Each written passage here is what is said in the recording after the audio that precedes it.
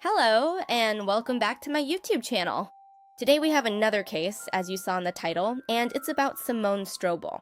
The events took place in Lismore in 2005. Without further ado, here are my social media links, and let's get started.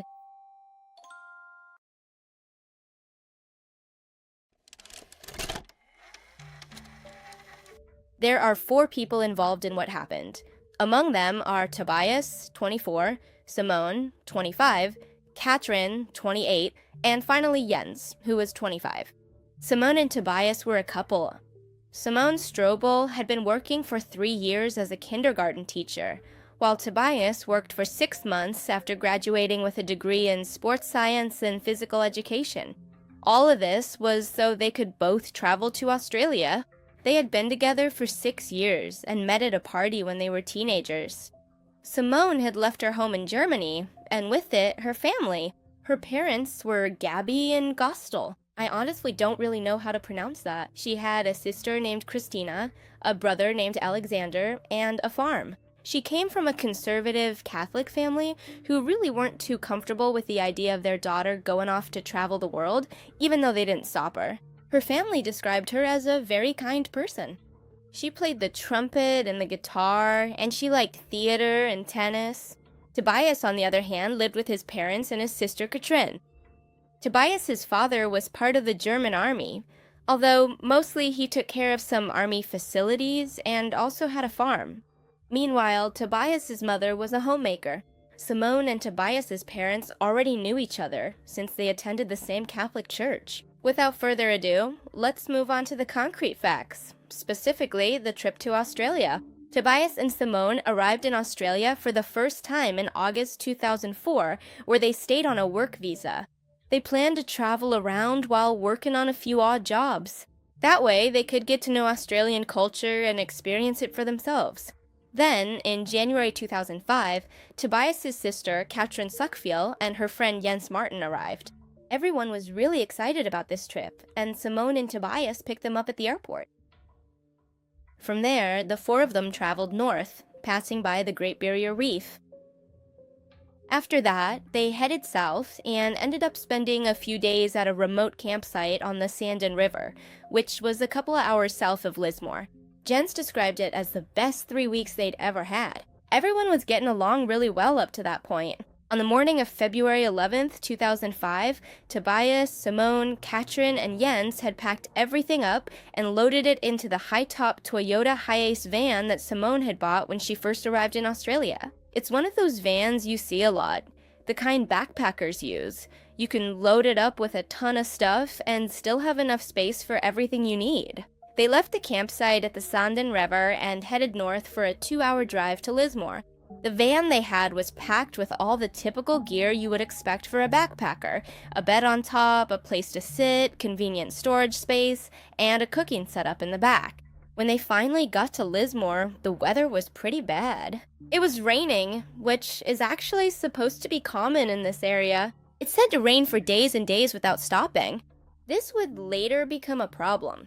So they stayed at a place called Lismore Tourist Caravan Park. Remember that name because it will be important later. The group would only spend 1 night at this place. This park where they stayed was very different from the places they had camped at before. It wasn't filled with tourists or traveling families, but instead had permanent residents and occasionally some backpackers. It was much quieter and less touristy. One detail worth mentioning is that there was a river nearby. This sometimes caused severe flooding, and a few years earlier it had happened again. Tobias and Simone wanted to take Katrin and Jens to the small town of Nimbin, just half an hour north of Lismore. They had already been to this place before, so they had some friends there. They knew people in the area. The group decided to stop in Lismore for 1 night and head to Nimbin the next morning. They then planned to return to the small town of Shannon, where there was a market they wanted to visit. Simone and Tobias parked the van at the caravan park. Katrin and Jens set up their tent right next to it. After getting settled, the 4 of them walked the short distance into town. Simone and Katrin went shopping, and then went to eat at the Golan Hotel, while Tobias and Jens looked for an internet cafe, or just a cyber as we call it, a cafe with computers.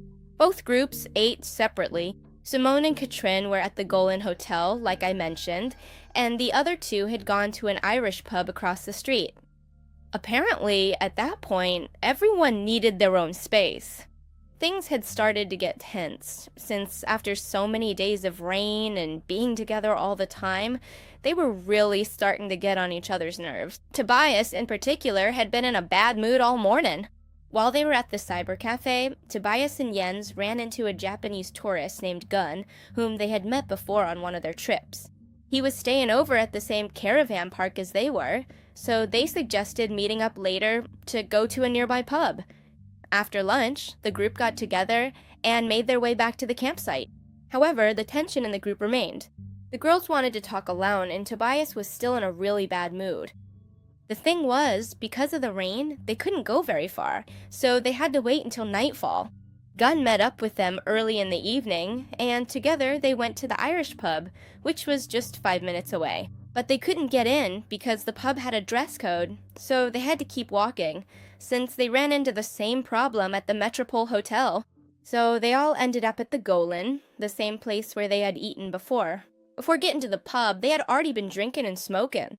It was even reported that Tobias had been verbally abusive toward a security staff member when they weren't allowed in. In other words, he was acting like a pretty problematic drunk. Over a period of about 4 hours, the group got even more intoxicated. Tobias was seen arguing with the staff, with his sister Katrin, and finally with his partner Simone. By this point, in fact, she was already having trouble standing up straight. So suddenly she fell and hit her head on the edge of a table, giving her a big bump on her head. It was at this moment that the venue's security had enough and kicked them out. Everyone in the group spoke at least some English. Not very well, but enough to understand what the guards were telling them. They were asked to leave their beers behind, but Tobias decided not to, and even left the place yelling. The group was caught on CCTV leaving the pub at 11:06 p.m. In other words, we have some footage of the group leaving. It was the group of Germans plus the Japanese tourist named Gan. Back at the park, they all sat together to keep drinking, smoking, and chatting for a while. There were shouts, laughter, and they were even trying to play the didgeridoo. I honestly don't know how to pronounce it, but it's a kind of huge flute or giant horn, so you can imagine they were making quite a bit of noise. This is actually when some campers specifically complain about the noise. At one point, a woman comes up to them directly to complain. This happened between 12:30 and 12:45 a.m. When she approached them, she saw Simone, Katrin, and Gan sitting next to the van, and said that they actually looked like zombies because of the way they were acting. Tobias then kept arguing with his sister, and while he was at it, also got into it with Simone. According to Tobias, while he was arguing with his sister, Simone stepped in and told him to stop, that they were on vacation and to calm down a bit. And after everyone argued together, she decided she needed to take a break from the whole situation. She wanted to be alone. Honestly, this seemed pretty natural to them, since they had been cooped up together for a while because of the rain. They were at the point where they just couldn't stand each other anymore. Tobias then went on to explain that Simone was heading over toward the parking lot, toward the exit located on that far side of the building. At this point, the woman who had complained earlier said she heard them packing up all their things and getting ready to sleep. Gan then returned once again to his campsite and walked past the people who were voicing their complaints, apologized, and left. Everything happened very quickly. So Jens and Katrin stayed at the campsite for a while to wait. They were thinking about everything that had happened. They were fighting, and suddenly Simone left. Tobias had gotten into the truck, and while he was there, he kept shouting insults at Simone. He was calling her a bitch in German. That's why she broke down crying, and then ran off somewhere to be alone. Simone left barefoot or just wearing her flip-flops, and she really didn't have any money on her. So we understand that she really didn't want to go very far. She needed to come back quickly. But about 15 minutes after she had left, Jens told Katrin that maybe it would be a good idea to go look for her, just so she wouldn't be alone in an unfamiliar place. So they decided to go look for her, and Tobias said he would stay there in the truck in case she came back. Anyway, he had a cell phone in case she wanted to call him. Jens and Katrin walked around the caravan park, and when they didn't see any sign of Simone, they headed toward the exit of the park. They walked in opposite directions. They started searching everywhere, even in the empty grassy areas. However, there wasn't much light in the area, so it wasn't possible to see everything that was going on. At one point, one of them, Jens, even sees a group of people and thinks about telling them what was going on. However, he finds himself conflicted about his English. He wasn't very confident in how he spoke, so he thought first it would be an inconvenience, and second, he shouldn't make the problem bigger than it was. Jens and Katrin had gone to search in separate places, so they met up again 30 minutes later. Neither of them had found her. They went back to the campsite then and saw that Tobias was in the same spot, in the van and still awake. He didn't seem to be worried. Jens and Katrin then got into the van and started arguing about whether maybe they should go look for her again. But Tobias was against it. He didn't want to go, so he stayed in the van while they went out again to look for Simone. Jens walked around the Continental Club, went to check some public restrooms to see if maybe Simone was there. Along the way, he also passed by the tennis courts and retraced his steps from earlier that night to see if maybe he could find her. He went by some pubs, saw people out on the street, checked everywhere he could, but he didn't find her. So he decided to head back to the caravan park again. They went back to the campsite, where they saw Tobias again in the van, still doing nothing and not looking worried at all. This time he was lying under a blanket, sleeping. He told them not to worry and that she would come back the next morning. So Jens and Katrin decided they would go to bed. However, before that, they went to visit Gan. They went to check his tent to see if maybe Simone had slept there. However, when they arrived, they saw that he was sleeping alone, so there was nothing else they could do, and they just went back to their own tent. When Jens and Katrin woke up the next morning at 7 a.m., Simone still hadn't come back.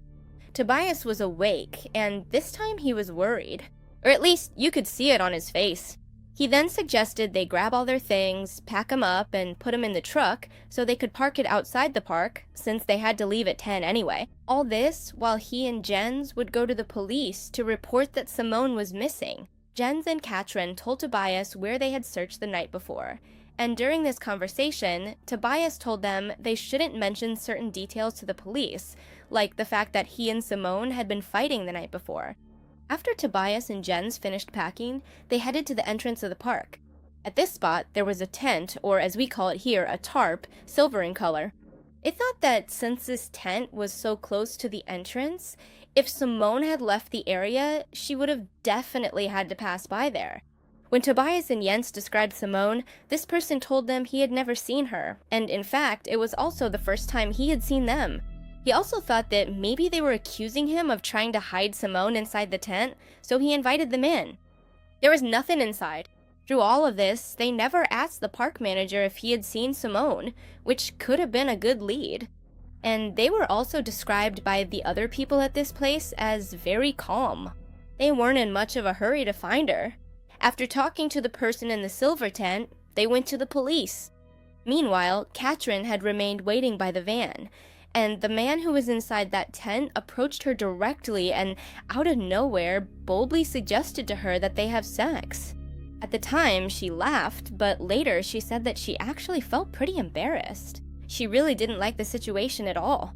This is a small detail that makes him look a bit worse, just so you know. By the time Jens and Tobias arrived at the police station, 12 hours had already passed since Simone's disappearance, and both of them stuck to what Tobias had said they should say, that they hadn't been smoking cannabis, and that they hadn't gotten into a fight with Simone. The first thing the police thought was that maybe she had gone to Nimbin for a party, which was one of the things they had planned on their itinerary, and that she had gone by herself. But they also admitted that in reality, a woman alone, without her wallet, meaning without money, wearing flip-flops, and on top of that with poor English, could be in danger. So they told them to bring Simone's passport to the station so they could identify her and filed a report. Tobias went back to the campsite at this point, but he didn't return to the police station until after 3:30 p.m., which is to say 4 hours later. In any case, as soon as he brought the passport to the police station, they began the search. The police immediately went to the caravan park to try to look for Simone. They went to see if there were any witnesses or maybe if they could find any important clues.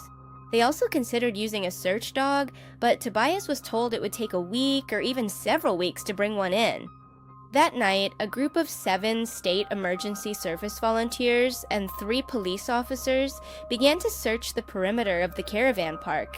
They also searched the canal in Browns Creek, next to the Continental Club that was right there. Remember this little detail, because it's important. They immediately searched all these places. The search group covered a 1-kilometer radius around the caravan park, but they didn't find a single trace of Simone. The police then stayed at the park to look for witnesses and came across the woman who had complained the night before about the noise. She told them that there had actually been a fight the night before, and that, in fact, Simone and Tobias were part of it, something that, as I've already mentioned, Tobias never told them. She also mentioned that when she tried to go back to bed, she could still hear Tobias yelling at a woman inside the van. Other witnesses at the scene reported hearing a woman scream in the middle of the night, although this scream was in English. In any case, you have to consider that Simone's family said that while she didn't speak English well, she would still speak it naturally from time to time. In other words, that scream could have been hers. This part of the events is a bit confusing regarding the timing, since in the middle of the night could mean anywhere from 11:30 p.m. to 2 in the morning. The witnesses were a bit confused since the scream had woken them up. The police then, based on all this information, found out that Tobias had been lying to them about the fights. He lied to them about whether or not something had happened during the night. At the same time, those who had been at the campsite for a few days told the police that there was a man hanging around during those days whom nobody knew. They gave them a description, but unfortunately, they couldn't find anyone who matched it. Before leaving, the police went to talk to the man in the silver tent we mentioned earlier. The thing is, when they got to the place, they realized they already knew him. He was actually out on bail at the time, since about 3 weeks earlier he had been accused of domestic violence, and had since then moved over to the trailer park to live there. For some reason, a detail that some media outlets thought was important to share is that the man was completely hairless. Apparently, he liked to have his muscles exposed and decided to remove all his body hair. The police then checked his alibi and realized he was telling the truth. He had invited 3 people over that night and they had a sorta party. They stayed to have some drinks. They also discovered that one of the guests he had in the tent was a woman. She could confirm that, in fact, around 11:30 p.m., Simone was still at the campsite, since she ran into him and he told her he liked how she was playing the instrument Gan had shown them. Despite this, the man in the silver tent was still a suspect, since his tent was way too close to the main entrance, which was the path Simone had taken once she left. That same night then, at 10 p.m., Tobias went to the police to give a statement about what had happened the night before. Tobias talked about his romantic relationship with Simone. He described them not just as a couple, but as very, very good friends. He told the police that ever since they met 6.5 years ago, their relationship had been like a romantic love story, like something out of a movie. He denied that they had argued again. Tobias actually got nervous when the police kept asking him about the arguments. He said things like, "No, how can you be accusing me of these things? What are you trying to imply? What are you trying to accuse me of?" And he kept insisting that he hadn't had any argument with his girlfriend. When they got back to the campsite, Tobias told Jens and Katrin that they shouldn't talk to the police, that they shouldn't mention the argument again. However, they, for their part, believed that the police weren't doing enough. They also felt that if they had told the investigators what had really happened, things might have been handled differently. After Tobias was questioned, he called Simone's family and told them everything that was going on. By the next morning, Simone's disappearance was already looking pretty suspicious, and the Northern Star newspaper published the case so everyone would know about it. The police then continued the search. They searched the entire campsite again, the whole park, the surrounding areas, and even tried to retrace the steps of Simone's friends as they looked for her, but they found nothing. While the police kept searching, a group of people approached them to say that a few days earlier, they had found a tank top. At the time, they really didn't know what had happened to Simone, so they left it out in the open, it got rained on, and eventually washed away down a drain, destroying any possible evidence. It turns out this detail was important since Simone had left wearing a similar tank top on the day she disappeared. Beyond this, they kept searching for her as if she were simply missing, maybe hurt somewhere. So they called hospitals and help centers to see if anyone matching Simone's description had been admitted in the past few days. But since they couldn't find any clue at all about her disappearance, they kept searching for her even more intensely. They even brought in police divers to search the river to see if she might have fallen in. Let's remember that the rains in this area often caused pretty serious flooding, so maybe something similar had happened. But as time went by, rumors started to spread about the arguments Tobias had with Simone before she disappeared. Rumors were going around that maybe he had something to do with it, and with all the pressure, he ended up going to the local newspaper and said the following: anything could have happened. She could have been kidnapped or raped. I can't eat or sleep because I'm so worried. My stomach is in knots and I'm shaking all over. We were very close, and the police were wrong. We didn't argue at all. For Simone to disappear like this is completely out of character. She's a kindergarten teacher and a very responsible person. Very sensitive, very friendly, but naturally cautious. And she would never get into a stranger's car or leave with anyone. I know she would contact me if she could. I've had to get in touch with her family in Bavaria. They're also distraught and call me every 2 hours for news. I've barely slept since she disappeared. If by some miracle she's out there and feels embarrassed about leaving, I just ask her to please get in touch. We're also devastated, fearing the worst. Just knowing that she's still alive would be the best news any of us could get. Please, call me Simone if you're out there. Then information was published about her and what she was wearing that night. By this point, news of her disappearance had spread beyond Lismore, and there were posters with her face everywhere. The week then went on without any results. Jens had to go back to Germany again because he had to work. Katrin and Tobias stayed in Lismore to continue the search. At the same time, during this period, Simone's brother and her father had arrived to help with the search. That's when, on Thursday, February 17th, Tobias and Katrin made a small discovery that gave them a lot of hope. They were going through some of Simone's belongings, looking at her travel journals, checking what she had planned, and they found a small detail that seemed important to them. So at 2 a.m, they called the police to let them know about this. They had found an Australian travel directory that Simone had been reading. It was open to a page that showed a backpacker hostel in Sydney. The police then told them that they would follow up on the lead they had been given, but for the moment, they still had a search to conduct in Lismore, since they believed Simone was still there. Later on, a police dog was finally sent to the area. The search that day began at 8:30 a.m. They also searched near the river and around the caravan park. And it was during these morning hours that the police dog suddenly picked up a scent in an open ditch between the streets of the caravan park and Uralba, right in front of the Continental Club, where, I should mention, they had already searched before.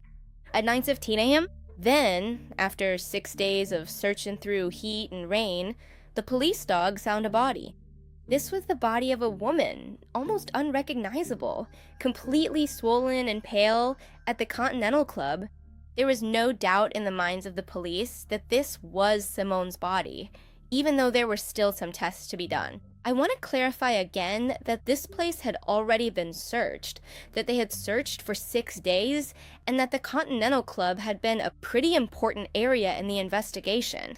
However, until the dog arrived, they didn't find anything. The body was in a small grassy area lying beneath one of the 2 large phoenix palm trees that were next to a bocce court. She was naked, lying on her side, her left arm underneath her, and her right arm behind her back. One of her legs was also raised, which is clearly not a normal position, but rather a staged one. Also, the way she was under the leaves made it seem like she was hidden, that someone had deliberately hidden her there and not just dumped her at the spot. I told you that her shirt had been found the day after she disappeared. Well, by that day, she was already without clothes, and probably inside this place. Or at least that's what the police thought. The body was only about 100 meters from the caravan park where they were camping. And also, between these two locations, there was a fence. Because of the previous cyclone that had hit this area, the fence was a bit damaged. This is the area where they must have taken the body through, but the small gap wasn't at ground level, it was a bit raised. So the person carrying her must have been strong enough to lift her, or there must have been two people. The body couldn't have been dragged, but Jens had gone to look in that area. In fact, he had passed by the tennis court, and if this was true, he would have gone by the fence and near the hole, but he didn't hear anything. After the body was discovered, the police took Tobias and Catherine to the station. They were devastated, but they were also angry because it had taken 5 days to get a dog. They argued that if they had gotten the dog sooner, they would have found the body much faster. In fact, it took less than an hour for the dog to find it. The day after the body was found, a group of 25 investigators was formed to analyze the case.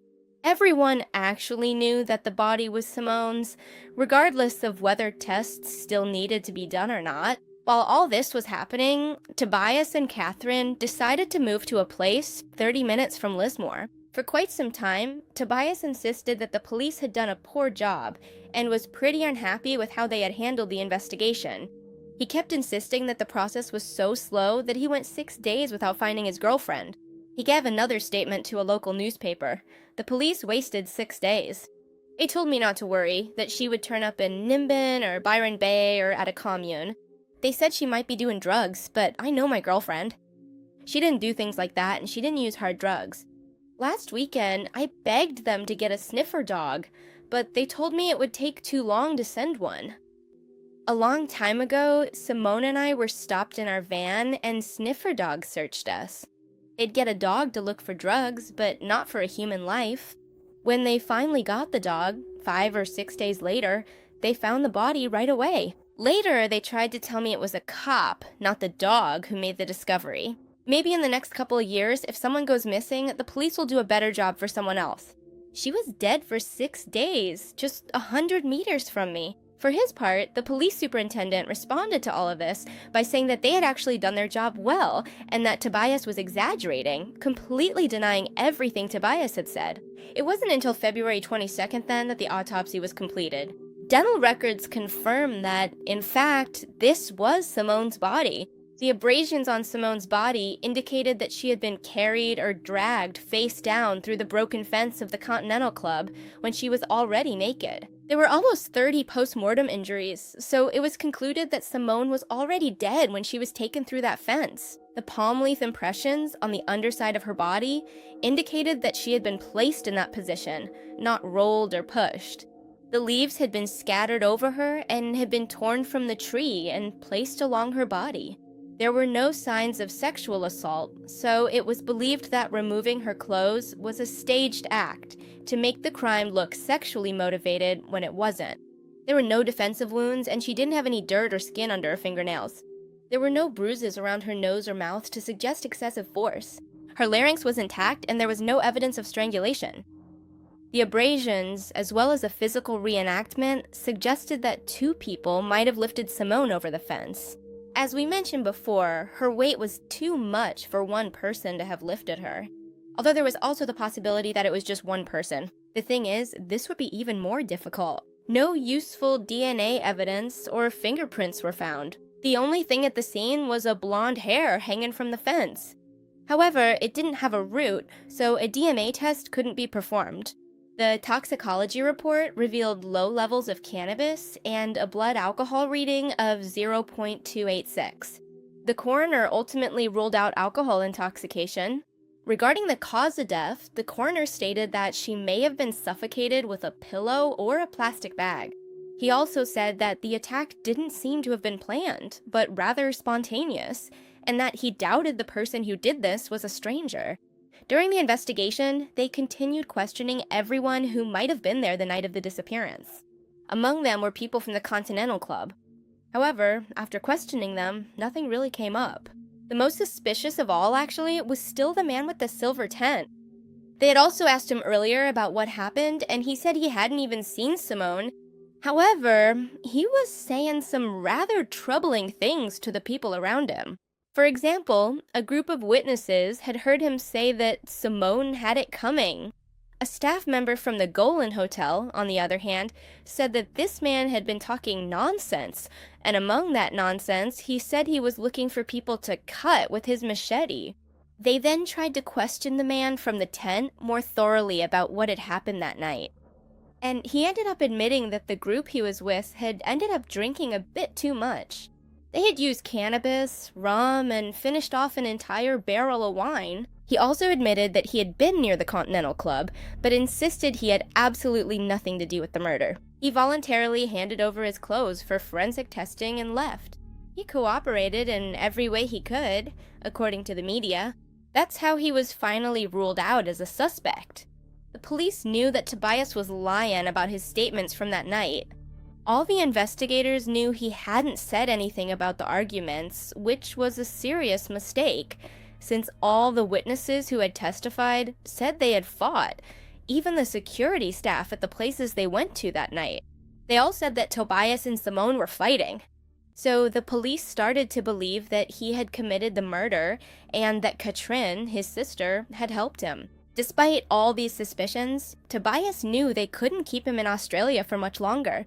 So he returned to Australia with the support of the entire Lismore community. They had generously raised $3,000 so they could travel. Back in Germany, the funeral was finally held. On this occasion, Jens decided not to show up in front of Simone's family. The Australian police had told him that meeting up with Katrin and Tobias could get him into trouble. Mainly because, during the interview, he had said that he was with Katrin for most of the night, and that he was pretty sure she couldn't have had anything to do with the murder. However, he also kept in mind that for a while they had split up to look for Simone. So he definitely took the advice of the Australian police and stopped hanging out with them, stopped answering calls, and definitely wasn't going to the funeral. The detective inspector believed that Simone's attacker was someone she knew and trusted.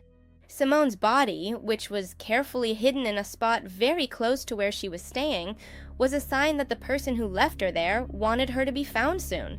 But the act of hiding her itself meant that the killer was creating a barrier. Covering the body also gave the killer time to decide what to do, plan an alibi, or get away. The lack of physical force on Simone's body suggested that there had been no assault or significant aggressive behavior. When Simone left that night, it wasn't planned. The killer couldn't have predicted her movements to plan the attack, so it was undoubtedly a spontaneous murder. For this very reason, the idea that Tobias and his sister were the culprits fit perfectly. So in June 2005, 4 months after Simone's murder, the state prosecutor named Tobias Suckfuel, Katrin Suckfuel, and Jens Martin as suspects in the investigation into Simone Strobel's murder. All of this obviously was based on Tobias's behavior. And on top of all this, at one point, Jens admitted to the police that Tobias had also told them to lie about the path Simone had taken. In other words, he told his friend to tell the police that Simone had left in the opposite direction. This was absolutely suspicious, and the judge in charge thought so too. He was really almost certain that Tobias had something to do with it. So let's go over what the judge said. Simone's black top was found early in the morning after her death, which suggests that her killer had returned to the caravan park after dumping the body. None of the forensic materials from the landfill conclusively identified the killer. Although there was one piece of evidence that suggested Tobias might have been in the area. That evidence was the blonde hair. Unfortunately, the technology at the time wasn't advanced enough to prove anything, and the fact that there was no root made it even harder. Tobias was then arrested by South African police for using cannabis. And while he was living there, he met a woman from Western Australia. They started a relationship and later moved to Perth together. In 2011, Katrin returned to Australia on vacation as part of a world tour to Mexico, the United States, Japan, and New Zealand. She visited the east coast of Australia, but it's not confirmed whether she traveled to Western Australia to see Tobias. By this year, he and his girlfriend were engaged. They got married in 2012 at Tobias's family farm in Germany, although right before the wedding, he was arrested again by the German police for allegedly buying 300 grams of hashish for the wedding guests, although the charge would later be dropped. After the wedding, Tobias took his wife's last name and they returned to Western Australia to live. In 2014, he filed for a court order to stop the publication of Have You Seen Simon, the book written by Virginia Peters and published by Schwartz Publishing. The judge, however, denied Tobias's request, saying there were certain suspicions about his alibi, about what happened that night, and about how late he reported Simone's disappearance. So the judge allowed the book to be published. Once it was published, Tobias sued the company and Virginia Peters for defamation, claiming that the book wrongly implied he was guilty of the murder. Beyond all the theories that can be put together, beyond whatever you might believe happened, the theory that comes up the most when we talk about this case is that Tobias did it with the help of his sister. And even though there's no physical evidence that this is how it happened, it's the most likely scenario. Even so, there are still several loose ends. For example, the man in the tent, or that man many people described as having been at the campsite for a few days, and whom the police couldn't identify. That was a small detail, but it really could have been important. The thing about all of this is that it wasn't planned. So obviously, the first thing that comes to mind is that it happened because of anger, because of fights and alcohol. Even so, and despite everything we can imagine, the case remains unsolved. Well, that's the whole video for the day. I hope you enjoyed the investigation. As you already know, you can always feel free to share your own opinions about these theories and what you really think happened right down in the comments section below. Without anything else to add, since this video ended up being really long, here on the side are my Patreons. You can check out more about the topic down in the description. There will be a link. Thank you for supporting me. Thanks for watching the whole video. Here's a new video and here's a recommended video. You can subscribe if you click on my face. And I'll see you in another video. Goodbye.